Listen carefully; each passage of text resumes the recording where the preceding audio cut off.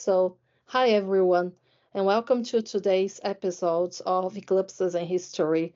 So, first of all, I pray to God to bless this podcast, and Dr. Sathan is our guest for today. I pray to God to bless her too and to bless my partner David, who will appear in the end of this podcast. It's been a series of interviews with leading experts around the world about the most interesting eclipse stories that I have selected during a research that I did as part of my internship at NASA Goddard in 2008. And today we're going to talk about Banneker, an African American scientist, a legendary scientist. Um, he was brilliant. He made many interesting things. He was able, at a time when blacks had lots of prejudice, he was able to predict with accuracy a solar eclipse. And he also made a clock, a watch out of wood. So today we're going to interview Dr. Sethan about this and many other interesting facts about Banneker and this interesting eclipse. So welcome to our studio, so to speak, Dr. Sethan, and I hope you enjoy being with us today. Oh, yes, this will be fun. So I'm gonna read Dr. Sethan's biography now. Dr. Sethan Howard has been an astronomer for more than 60 years. In 1965, she was the first woman to receive a bachelor degree in physics from the University of California at Davis. From there, she went to Lick Observatory outside San Jose, California, where she learned astronomy. She picked up a master's degree in nuclear physics at Rensselaer Polytechnic Institute in Troy, New York.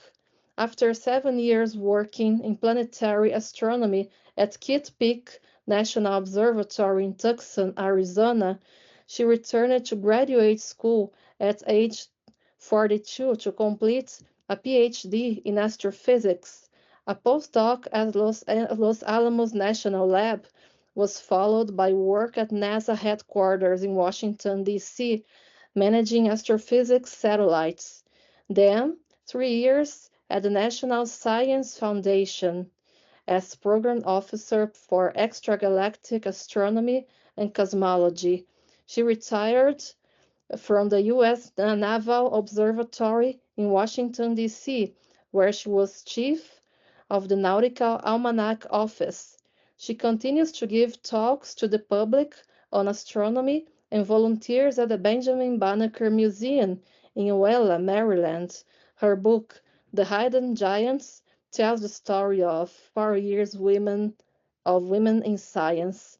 So I wanted to ask you, Dr. Sethan, can I call you Sethan from now on during the Yes, interview? yes. So I'm sure this will be a very nice interview. And we have here some questions, and it will be more like a conversation between Sethan and me about Banneker and the many interesting things that he did during his life as a tobacco farmer and as a scientist, because primarily he was a tobacco farmer. Then he was trying to become a scientist and astronomer, and he ended up doing many interesting things such as publishing an almanac. And by the way, Dr. Sethan, did you bring to our interview your book that you mentioned, your biography? Yes. Can you Uh, see it? no, Oh, if it's my you background. It takes it off. let's try again.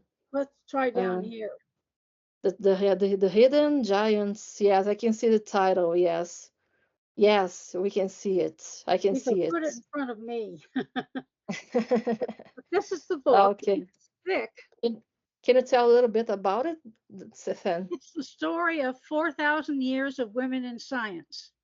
The first woman in science lived 4,000 years ago, and she is the first scientist whose name we know. It was a woman.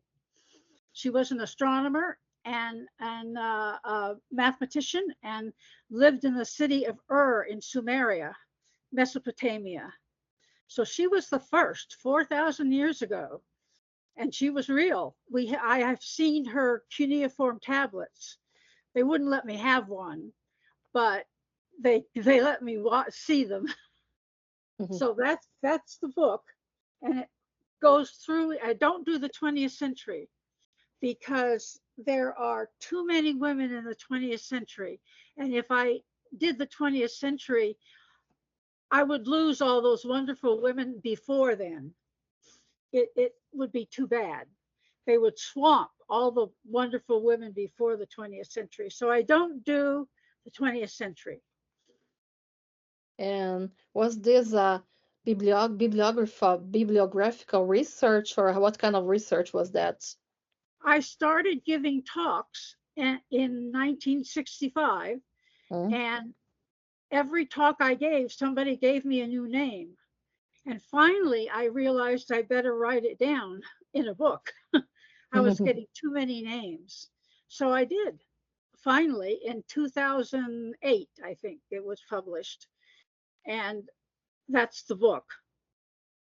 I That's put kind down of everything I had at that time. it's kind of compilation of the great women in science. Yes, all sciences, not just astronomy, all Mhm. sciences. All sciences.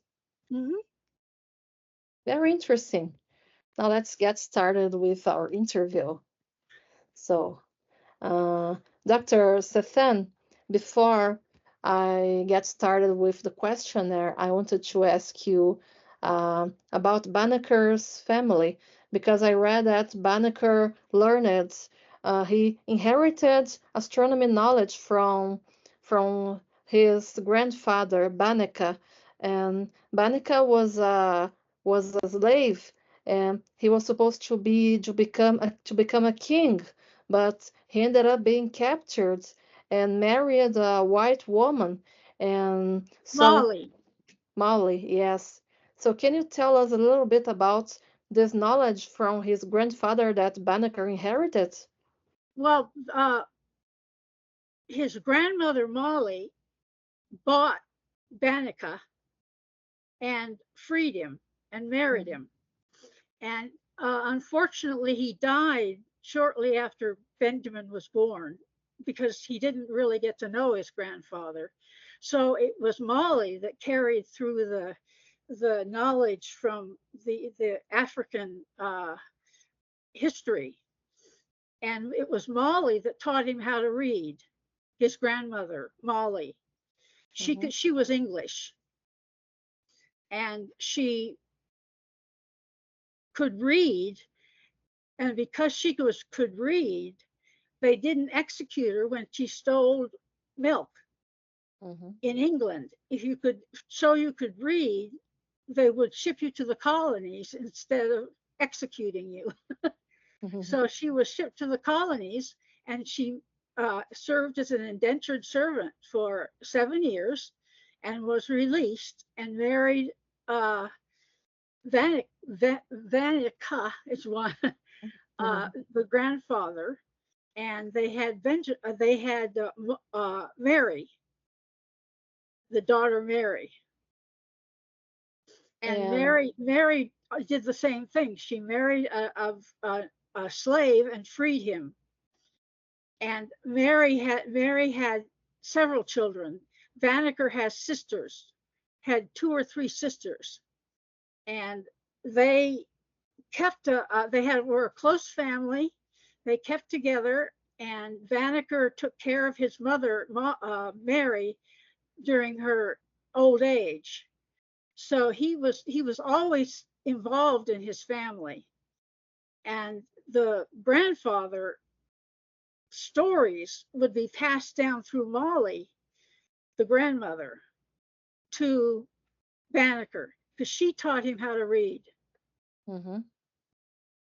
And what about the scientific knowledge, the astronomy and the weather forecast knowledge from Banneker? Was this transmitted by Molly to Banneker? Yes, yes, because he was gone by the time. Benjamin was old enough to recognize this kind of thing. Hmm. And what about? I read that Banneker didn't have school education. That he there are two theories, in fact. One theory says that he had some school years of education, and another theory says that he only had read books from many important people from the world, like Shakespeare, etc. But these books were lent by a teacher who supported Banneker, but he didn't have formal education. So, did he have some kind of formal education? Actually, where they lived in Oella, Maryland, in the United States, which is near Ellicott City, the nearest main city in Maryland, uh, they they were mainly Quakers, and they ran a Quaker school. And we think he went to about 2 to 3 years of a Quaker school, which he could already read. So he was reading everything, and he learned mathematics, and he taught himself mathematics, and he was a mathematical polymath, a genius, math genius. He loved to make up problems for people to solve, and some of them have still exist today. Some of his problems. In other words, solve this. Tell me the Mhm, answer. mhm.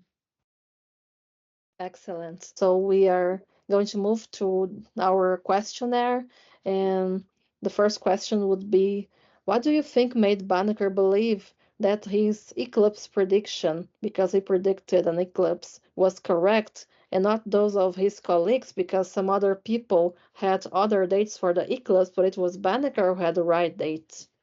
Banneker had the right date. He did many eclipses, not just one. He published about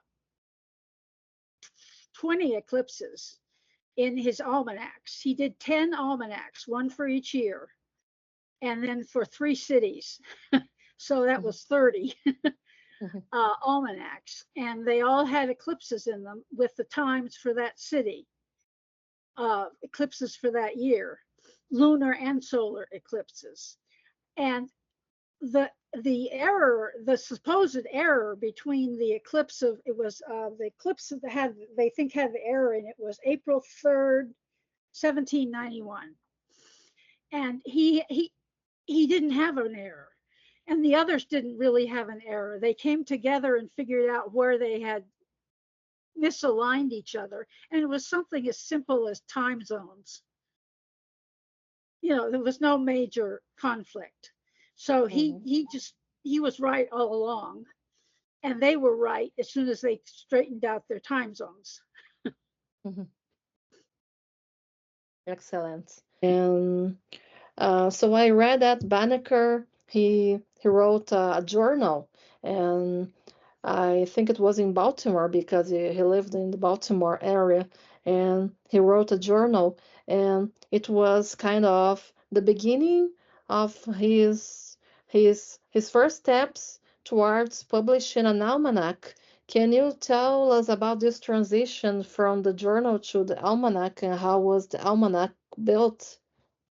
Well, he was writing journals from the beginning. When he was 6 years old, his father bought 100 acres of tobacco prime farmland Hmm. in Oella, Maryland, and he put Benjamin's name on the deed so that when the father eventually died, Banneker inherited the land with no trouble. He Hmm. had 100 acres of prime farmland, and he grew tobacco. And he was writing journals then, and he was contriving all the natural things he saw. He saw the period of cicadas, which are a big problem in the United States, eastern coast of the United States. Hmm. And swarms of cicadas come, and they didn't know that they were repetitive, that you see the same swarm 10 years later. And he was the first to notice that. And he wrote that in his journals.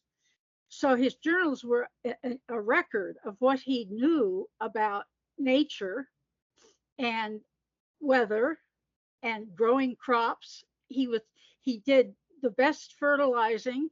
He knew how to fertilize properly to get the best tobacco. His tobacco sold. The farm was a success. And then it was when he was 40 years old that he met a neighbor, the Ellicotts, who were also Quakers, and they're the ones who lent him books and a telescope, books on math and books on astronomy and the telescope. So he was a mathematical genius. He just ate up math. You may have known some people like this who have no problem with math. He had no problem. It just was trivial to him, and but he studied those books. One of them was a book by a man called Ferguson, written in the 1700s, and they told they were for students, and they told how to predict an eclipse. I mean, all astronomers knew how to predict eclipses, so that's how he learned how to predict an eclipse. And he took those journals, and eventually, after he returned from Washington, D.C., where he had helped survey the city, he was a surveyor and Mm-hmm. helped survey the city of Washington, D.C. And every time you survey, there there is a milestone. You put a milestone marker every mile, and some of the milestone markers still exist with his name on them. That you can get a picture of the one. They put a Mm-hmm. fence around it to protect it. Some of them have disappeared because they were paved over by roads and other things. But his one important one of his is still exists, and you can see it. So that's good. He did surveying with astronomy. That's because he knew astronomy. They asked him to help. And Andrew Ellicott, one of the Ellicott people, Ellicott family, was put in charge of surveying, laying out the plans for Washington, D.C. And George Washington approved hiring Benjamin Banneker as part of the team. He was a very gentle, polite person, and his character and reputation helped get him the job. His character was good. He didn't fight. He didn't argue. He just was gentle and nice and polite, and it all worked out. But now his journals that he wrote eventually, when he got back from Washington D.C., he finished his part of the survey. He didn't stay too long because he was growing older, and it was very hard on him to slog through the marshes. And the Washington D.C. was a big marsh, a big bunch of water and ugh, Mm-hmm. unpleasant things. So he was older, and he said, "I have to go home." And when he got home, he continued his farm, but he started to write almanacs and used his journals to get the information for his almanacs. And an almanac that he wrote will look like this. Can you see it? I saw this in the beginning, but it disappeared now. Uh, Maybe you have to move it, so I'll tell you when it appears. It appears now. Maybe if you put it a little bit higher, But if a little I bit just, higher. oh, wait a minute, wait. He wants to participate. I'm sorry. That was, I apologize. No She's problem. she's a troublemaker. There, you can see it. Yes, I can see it. As long as I don't disappear. This, all he wrote uh, lots of almanacs, one each year for 10 years, and they were bestsellers. They sold Mm-hmm. out, and none exist today except one in the Maryland Historical Society, and one in the Library of Congress, and this one at the museum. Mm-hmm. This is for 1793. Mm-hmm. Ah, It I got is. Yes, yeah, we can see it now. I can see it now. yeah. I have to get me in there too. Otherwise, it disappears. Yes. And in it, he'll put poems and things that you find in regular almanacs, but Mm-hmm. it also uh, put, if you can see this, Mm-hmm. the positions of the sun, moon, and stars, bright Mm-hmm. stars, and planets, where they were. He listed them by day as you went through the year. This would just be Mm-hmm. good for a year, and you'd have to get another almanac for the next year. Mm-hmm. Almanacs go year by year. So he calculated all of this, did all of this by hand. He didn't have calculators. He didn't have computers. But she's coming back.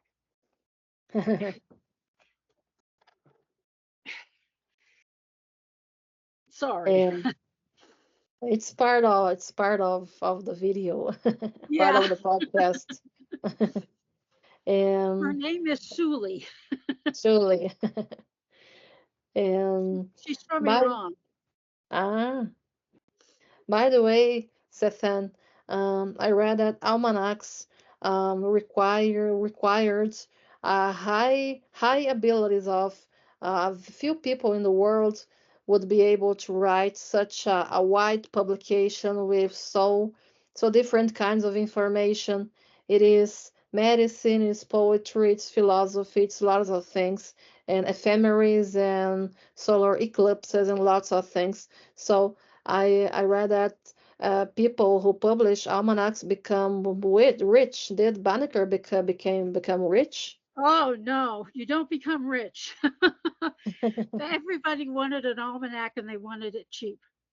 Hmm. And the almanacs we publish today from the government are sold by the government printing office, and the producers of the almanac don't get any of the money because it's done by the government.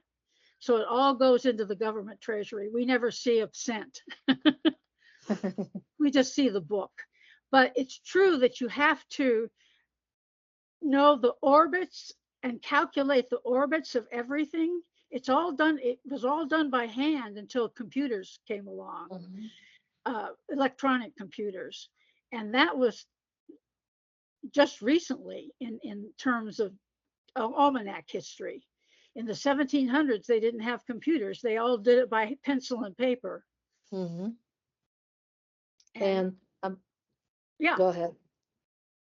I was saying that the position of the stars, they are useful for seamen, people who navigate in the ocean, etc. Would that be useful for some other people besides seamen? yes, the not the almanac office that I worked for the government did three almanacs: a nautical almanac, which is for ships, an air almanac, which is for planes, Hmm. and an astronomical almanac, which is for telescopes. So there were three different books, and they all were celestial navigation. If you were lost at sea and you had a clock, you needed a Hmm. good clock, you could find out where you were. The air almanacs, you'd think you wouldn't need an air almanac because jet Hmm. planes use GPS and go very, very fast. We thought we'd stop the air almanac, and when I put a notice in the air almanac that said no, we're going to stop it, we got hate mail Hmm. from all the Air Force people in Alaska. It turned out the GPSs don't, you can't get a good GPS reading at the North Pole. Hmm. And when they went on search and rescue missions trying to find people who were lost, they needed celestial navigation. They couldn't use GPS. And so they still needed the air almanac. Hmm. And so we kept publishing it. And the astronomical almanac was used to point telescopes. You used it So to figure out what bright star you needed to start with in your telescope. so many applications, right? Yes, many applications. And now let's get back to the question about the eclipse that Banneker predicted. I'd like to ask you, which science and instruments did Banneker use to predict the eclipse? Well, he probably, we think, used pencil and paper and a ruler and a compass. So that's what he would use: Mm-hmm. pencil, paper, ruler, and a compass. And that would, he tell him where the eclipse occurs. There's a picture in his last surviving journal, the one journal that survived him, of the 19, 18, 1791 Mm-hmm. 1791 eclipse. There's a picture of what he drew to determine the start and stop times of the eclipse. And it's all done with rulers, pencil, paper, and a compass. And they had those. So it was simple instruments that he used to predict it. Yes, yes. He didn't use anything complicated. Mm-hmm. No, just his brain. And he had the nautical almanac from the British government, which predicted the position of the sun. Mm-hmm. So he had that. Uh, it was put out every year by the British government until the 1840s. And then America said, we don't want the British almanac anymore. We want our Mm-hmm. own almanac. And they established the Nautical Almanac Office in Washington, D.C. to get celestial navigation from the US instead of Britain. And so he was using the British Nautical Almanac, and it existed at that time. And so he would Mm-hmm. have a copy, or the Ellicotts would have a copy, and they would Mm-hmm. share it with him. And as far as I understood, Banneker didn't belong to a rich family, right? Right. But they were landowners. That Mm-hmm. means they weren't poor. Mm-hmm. They were middle, almost what we call middle class. They didn't have middle class in those days, but Mm-hmm. he was almost, yeah, they weren't rich, they weren't poor, they weren't starving, they grew their own food and they fixed their own food. Banneker built a cabin on his 100 acre, his land was 100 acres. Mm-hmm. And the museum that exists today is on the 100 acres that belonged to Banneker's family, Mm-hmm. Banneker. So you can see where his cabin was. It was burned down, so they've built a replacement cabin, wooden cabin, where he lived. He had a table and a root cellar for root vegetables, Mm-hmm. and a big fireplace for cooking, and that's all he needed. And uh, he lived in a tobacco. He was born a tobacco farm, and I also read that he didn't complain to help the family with the farm, the needs, the work in the farm, but when he was a teenager, he shed tears because he wanted to dedicate more for studies and for the sciences, and he had to his studies in the farm have increased. Yes, yes, his duties in the farm. It's hard work to Mm-hmm. to run a farm, any kind of farm, tobacco or otherwise, and he had to do that hard work. But he was a mathematician then, a genius mathematician already. He hadn't learned all his astronomy yet. He didn't do that until he was 40. But he he worked hard. He was resilient. He kept back. If he couldn't figure something out, he'd go back and do it again and do it again and do it again until he got it right. And that's why he was so good at math. He just kept doing it and doing it and doing it again and again and again. Mm-hmm. And his parents, Robert, he didn't allow Banneker to spend more time working in his science, but he had to work more in the farm duties because he said that His science was beautiful, etc., but didn't put food on the table. Right, exactly. And you needed to put food on the table, and you'd starve if you didn't. Everybody would. I mean, that's the way it worked in farm country. And this was farm country.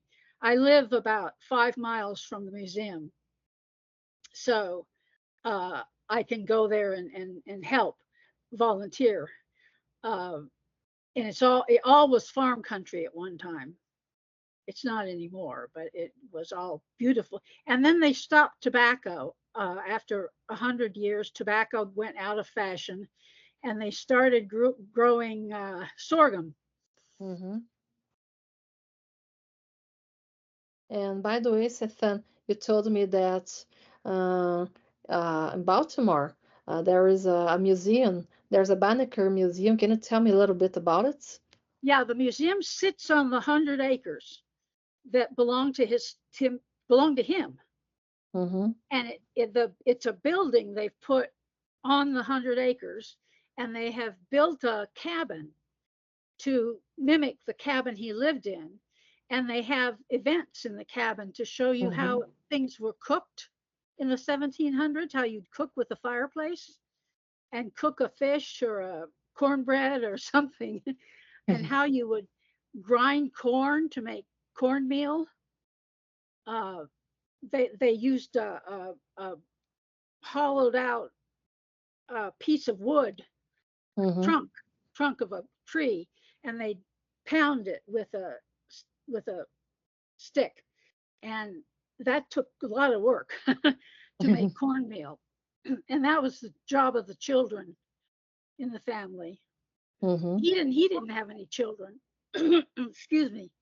He didn't marry, and he didn't have Mm-hmm. any children, but he supported his family, he supported his sisters, and he supported his mother. His mother and father were still alive when he was given a watch to Mm-hmm. look at. Now, sorry, The she's cat wants very to participate. she was very determined. uh, the They didn't have many clocks in the Mm-hmm. colonies in the 1700s. They were rare, but many histories say he invented the clock or he Mm-hmm. built the first clock, and that's not true. That's legendary. You don't need that. What he did was good enough. Mm-hmm. And what he did was take the watch and break it apart and look at how all the gears went together, and then he Mm-hmm. put it back together and gave it to the person who lent it to him and built himself a wooden clock out Mm-hmm. of wood that struck the hours, and it struck the hours for the rest of his life in his cabin. It was Wow, right on. It struck every hour in his cabin. It it's was a beautiful impressive. clock. People would come from far distances to see the wooden clock because Mm-hmm. there weren't that many clocks in existence. And I Yeah, read that the neighbors got marveled when they saw the Banneker's clock when they went to the cabin and then saw the clock. They were impressed by that. yes, yes, very much so. He just everybody was amazed at what he could do. And that's why he had the nerve, the bravery to write Thomas Jefferson. And the letter he wrote to Thomas Jefferson and Thomas Jefferson's response to him is in the Library of Congress. We have a copy of that. Mm-hmm. And he asked that Jefferson please remember that black people are can do just as good as white people in math and science and thinking, Mm-hmm. uh, and he should really free all the slaves. But it didn't happen right then. But uh, he also wanted to establish a national peace institute. He Mm-hmm. believed in peace and harmony, and he wanted to establish a federal agency for peace. Now, that never happened, unfortunately. We need one, Yes. but he wanted one, and he sent his almanac to Jefferson. And Thomas Jefferson sent the almanac on to Europe, to a Frenchman in Europe, who then read it and said it's good, and told Jefferson that. And Jefferson agreed that this was good and that he was an astounding mathematician and man of good character, but he Mm-hmm. didn't free his slaves. And I read on that letter that Banneker wrote that he also wrote that all men are created equal by their father, which means God.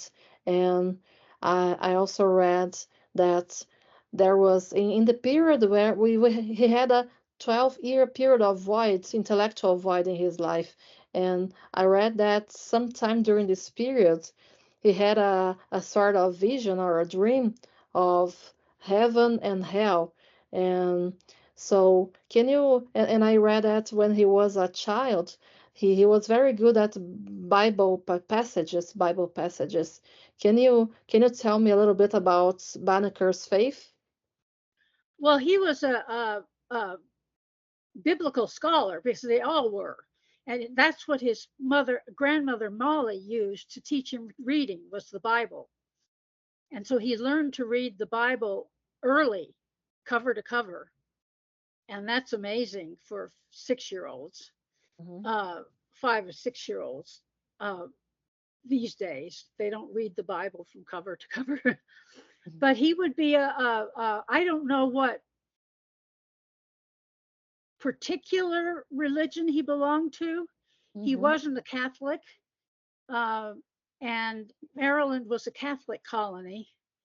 So he probably was a member of one of the Black Methodist churches that Hmm. they had and would participate. Excellent. And let's go to our next question. Has Banneker also observed the eclipse or only predicted that? He predicted lots of them that Mm-hmm. weren't even visible in the United States. Mm-hmm. But the ones that were visible in the United States, the one that's the famous one, was an annular eclipse. And Mm-hmm. that means that the moon doesn't cover all of the sun.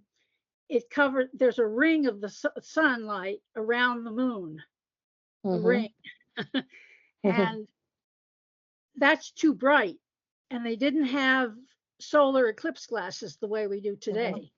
So unless they did pinhole cameras or other techniques that they may not have known about, they couldn't observe it. It'd be too bright.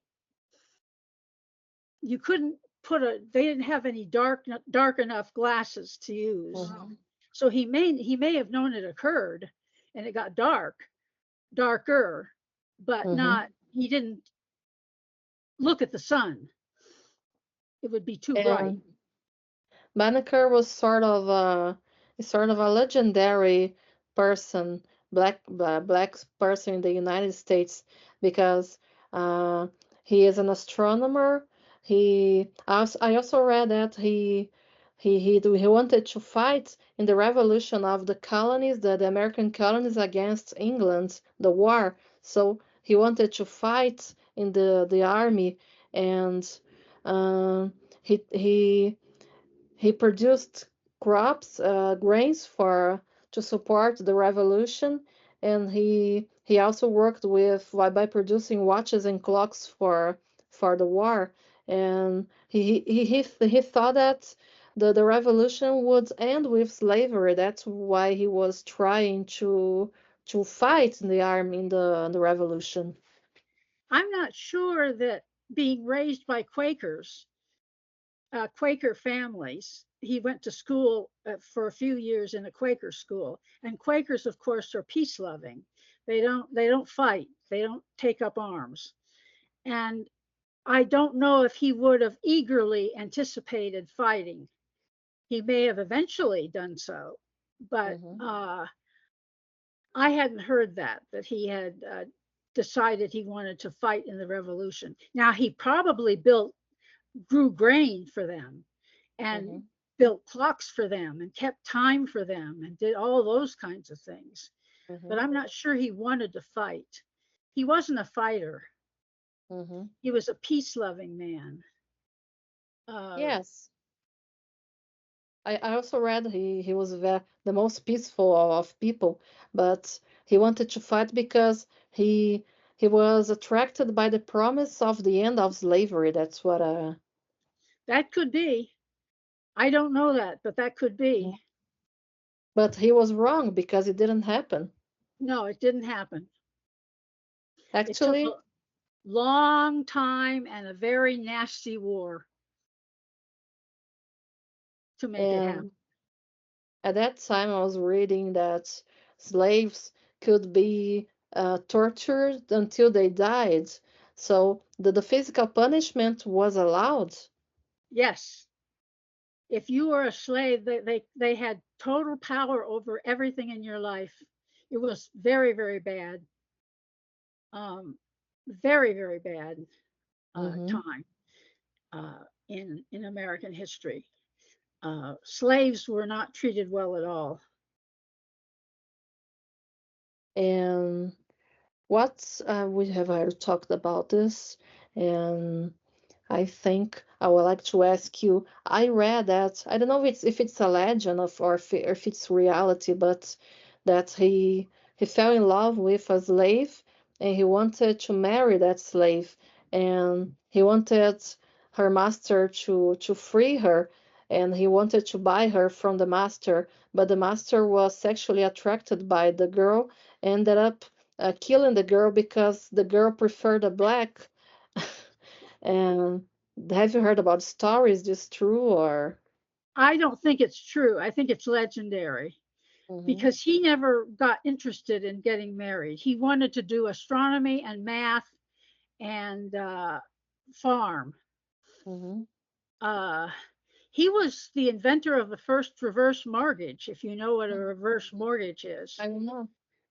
It's an American thing. And when you own your house and you're older, you sell your house to a company and they let Mhm. you live in the house and pay rent, but you don't no longer pay mortgage. Mhm. It's for older people, and I don't know if it's good or bad, but it's called a reverse mortgage. So what Mhm. he did was say, I'm now 50 years old. I'm Mhm. going to predict that I live 15 more years. And he sold his land to Ellicott, Andrew Mhm. Ellicott, and said, pay me back every year this much money and let me live on the land and farm it and we'll be square. Mhm. And he did that. That's the first strange mortgage that he invented. Mhm. Excellent. And now our next question would be, based on Banneker's history of achievement, what special advice can you give to Black scientists in today's society?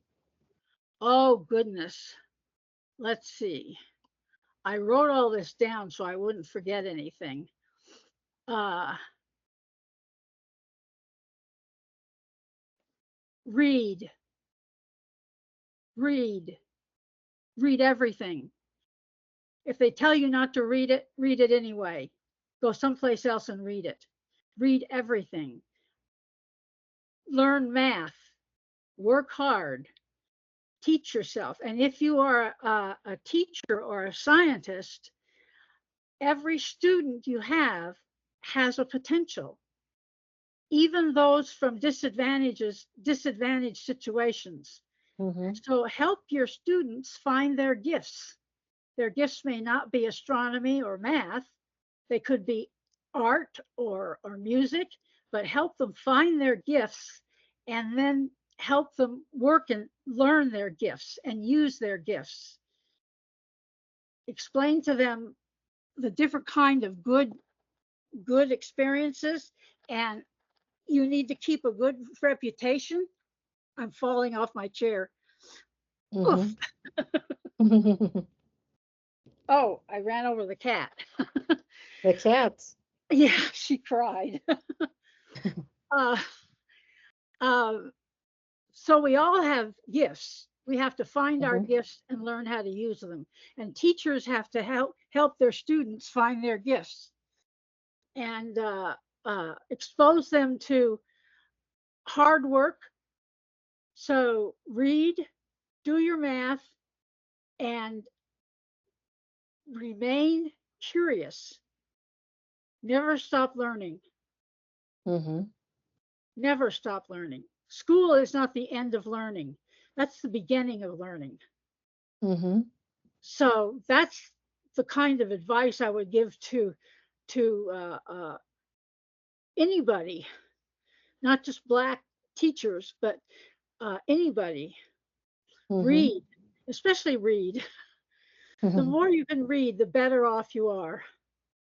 And for example, even if the person needs to work and study, for example, I read that Mandela, I have a book from Mandela, and I read that when he was in prison, he worked hard, and in the night he studied law. So, for example, it can be done. So the person can conciliate work, family, and studies. It's possible. There are people who do that.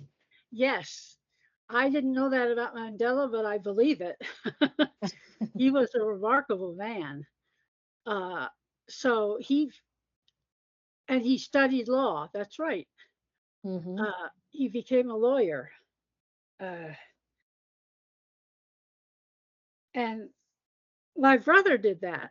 My brother went to night school to learn law to become a lawyer, while he was in while he was working, uh, and he was working during the day and going to school at night at law school. So yeah, It it can be happens done. today.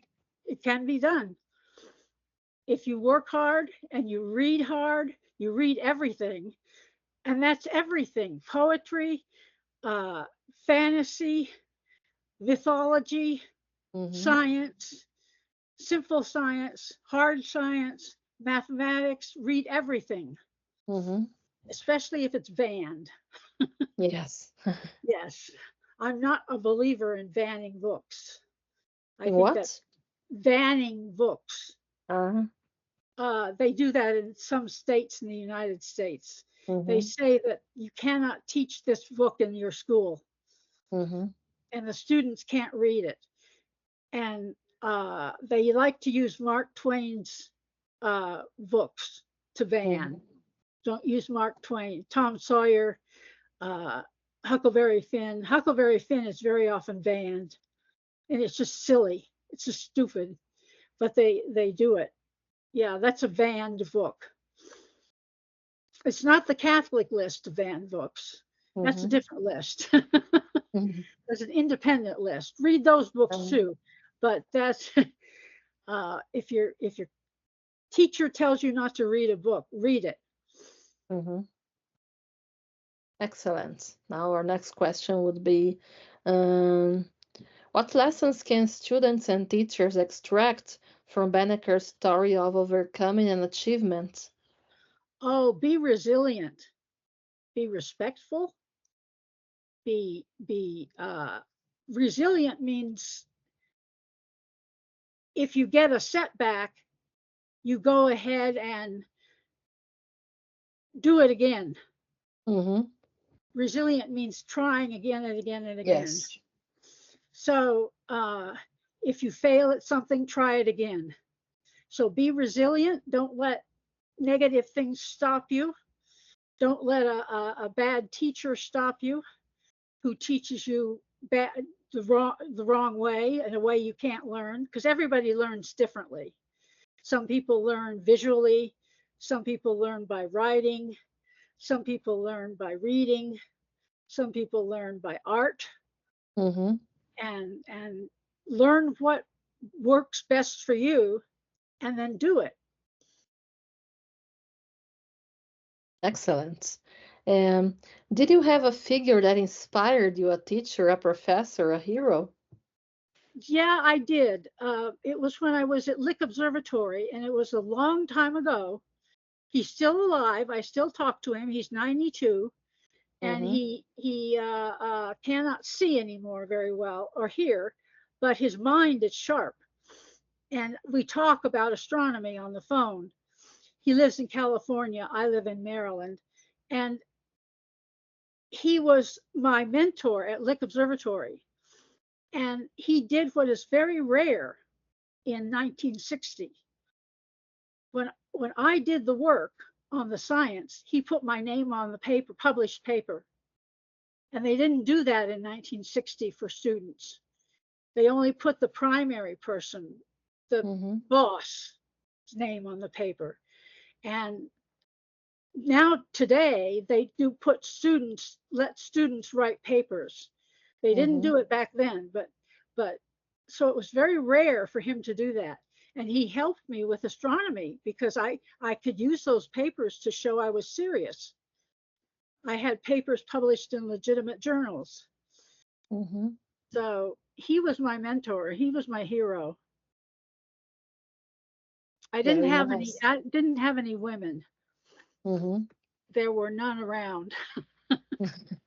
Very interesting. Now, I'd like to ask you, what do you regard as Banneker's main legacy to the following generations? Uh, well, as I said before, be persistent, be Mm-hmm. gentle, be respectful, and read. And we are going to the final of our interview. I'd like to ask you, you are a woman in science. Can you share with us a little bit of what you had to face to be successful? What advice would you give to women who are following the same path as you are, as you followed? Don't listen to the negative people. When I first signed in at the University of California at Davis, I wanted to major in physics. I'd Mm-hmm. always, I was, you have to major in physics before you study astronomy.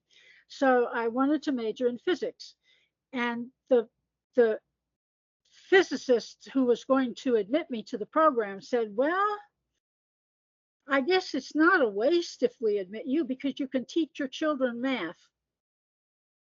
That was his comment. And it was a nasty comment, very poor spirited. And I never went back to see him. That was it. Mm-hmm. I just ignored it and did it all Excellent. myself. Yeah. Yeah. You have to ignore the bad stuff and push it Mhm. aside and keep going forward in a positive direction. And can you share a little bit of your experience as a NASA employee?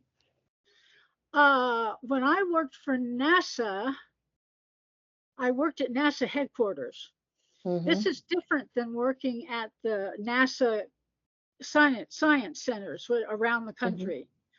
NASA headquarters are all the people who have the big budget money, and they get the money from they deal with Congress, and that's a different kind of approach than somebody it just doing pure science. You don't do pure science anymore. You do management, and management is nasty. Mm-hmm. Management is not fun. People are always trying to take your money from you for their programs, and they all want to sell it to Congress to get more money for their program, and so it's a very political place, NASA Mm-hmm. headquarters. So I didn't last long.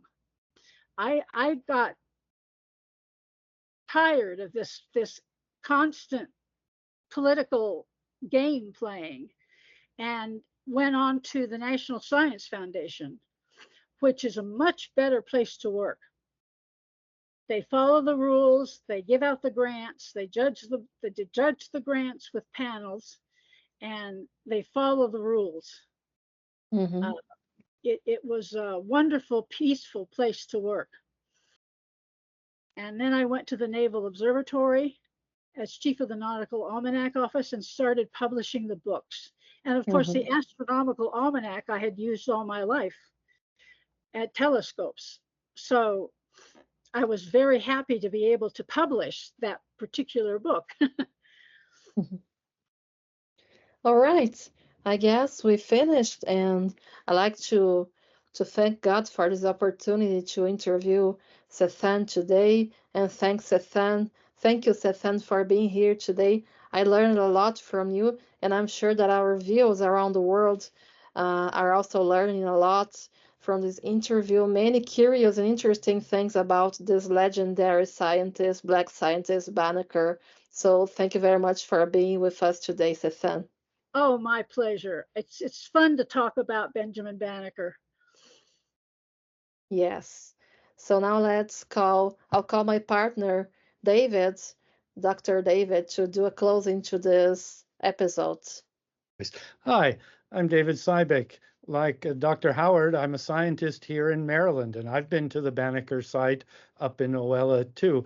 I hope everyone's enjoyed this discussion, this interview, as much as I had. It's inspiring for two reasons. There's the direct and obvious inspiring story of Benjamin Banneker, a person who, against all odds, made a big contribution to science in the United States and the world, coming from a humble background, but with persistence, with diligence, with reading, as Dr. Howard said, making the steps forward to really make an exciting contribution to American science and American history. And then there's perhaps the untold story of Dr. Howard herself, who at the time you, Dr. Howard, went to university, there were very few women taking the hard sciences like physics. There were very few role models. We have a few in my own discipline, space plasma physics, but they had to chart their own path. They had to make their own way forward. They often heard disparaging comments. I've heard similar ones from the leaders in our field too.